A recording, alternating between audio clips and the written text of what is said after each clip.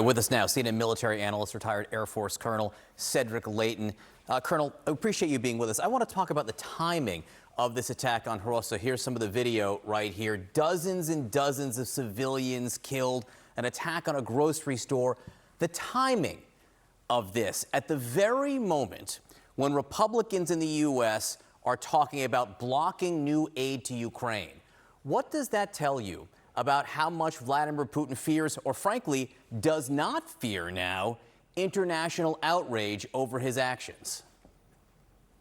Yeah, I think, John, good morning. I think he's looking at this basically as if he's really in control of the stage right now. He is thinking that he can act with impunity. He thinks that he can make any decision, tactical or strategic, without fear of any consequences from the West. And right now he's gambling that the dysfunction in the U.S. Congress is going to carry over into our ability to provide aid to Ukraine. And if we don't provide the air defenses that Vladimir Zelensky has been asking for, that's going to create a real problem for the people of Ukraine, especially during the wintertime.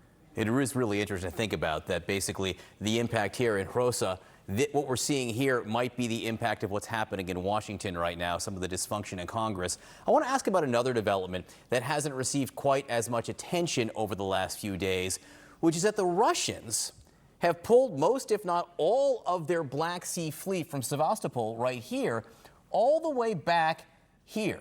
Across the Black Sea there, we have some satellite imagery where you can see this is the new port, not the new port, but this is where they are now. All these ships lined up in port here, and the effect of this is basically this whole side of the Black Sea, which includes the Straits in Turkey, the Dardanelles, and the Bosphorus right now, ceding it in a way to Ukraine, allowing Ukraine to have free passage there. Has Ukraine won this stage of the battle for the Black Sea?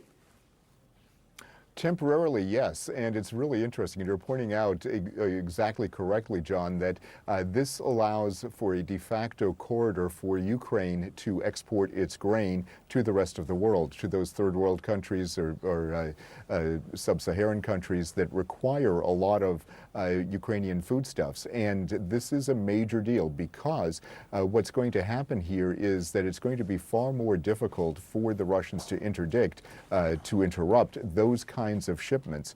It's also going to be more difficult for the Russians to mount attacks. It's still possible for them to do that, as demonstrated last night, but they will find it more difficult to mount attacks against places like Odessa and other southern port cities on the Ukrainian coast. No, it is interesting, and you can look at the map here again. What this allows the Ukrainians to do, and what they have been doing, is they've been using these shipping lanes all the way here, hugging the coast and going down through the straits there, and now easier for them with the Russian fleet all the way on that side. I want to bring up one other development that we've seen reportedly over the last few weeks. This is the Southern Front, the so-called Southern Front in Ukraine. And it's being discussed that the Russians are employing what's called an elastic defense. They have all these lines of trenches around here. What is an elastic defense, Cedric? So basically, it's flexible defense. What it allows the Russians to do is to pull back forces to a predetermined line. Then they can use that line to mount even greater defensive operations than they had before. It also allows them to give ground tactically in the hopes that they will regain that ground or be able to potentially even encircle the advancing Ukrainian forces. So it allows the Russians to do several different things, among them, in essence, conserve some of their artillery forces and some of their manpower and personnel. Now, on the other hand, they don't seem to be very good at executing that last part of it, but it does give them the opportunity to, in essence, fight the Ukrainians in a greater war of attrition than they have so far. Colonel Cedric Leighton, always great to have you on. Thank you so much for your help this morning. Kate? A new round of deadly Russian attacks in Ukraine. The latest killing a 10-year-old child and his grandmother. Dozens more people were wounded. The missile attack hit residential buildings in Kharkiv early this morning. Just look at that.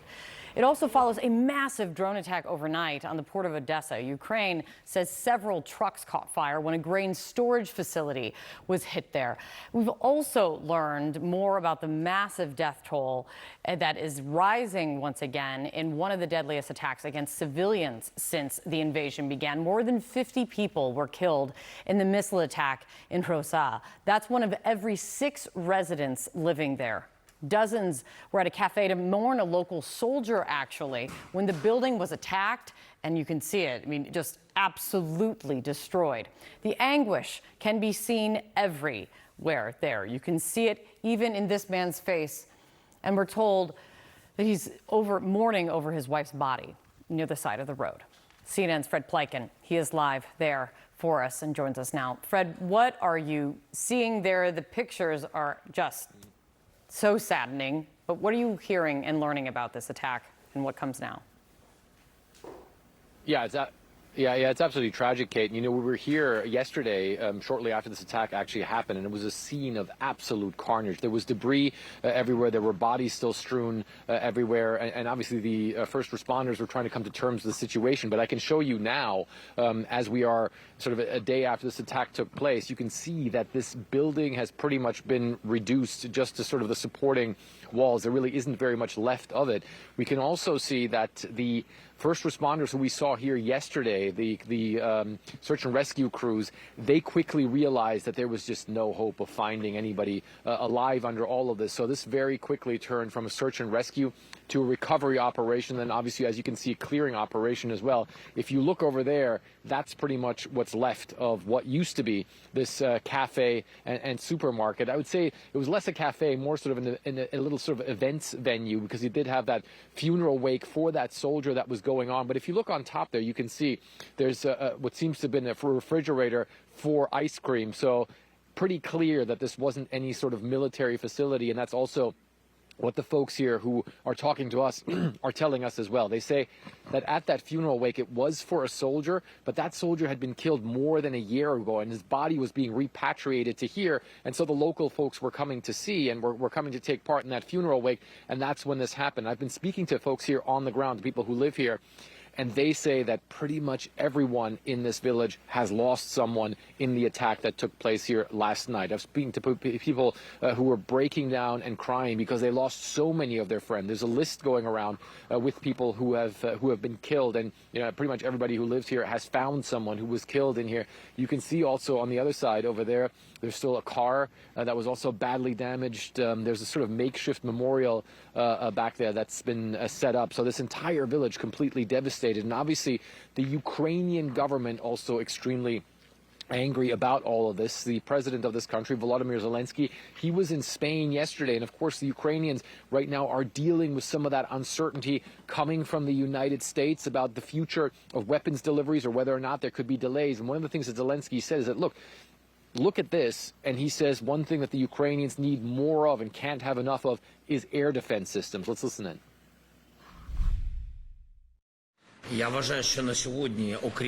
I believe that today it is impossible to protect people, especially during the winter, except by air defense. To protect people who died absolutely tragically because of this inhuman terrorist attack. 50 civilians were killed during the funeral.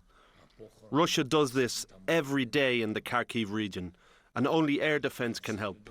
And so, Europe has a lot of its own issues, different challenges, but from Ukraine's point of view, the key topic was air defense.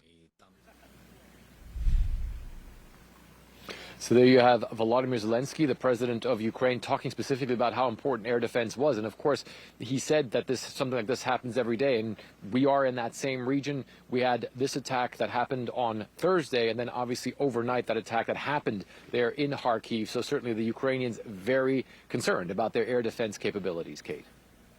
Fred, thank you so much for the reporting as always.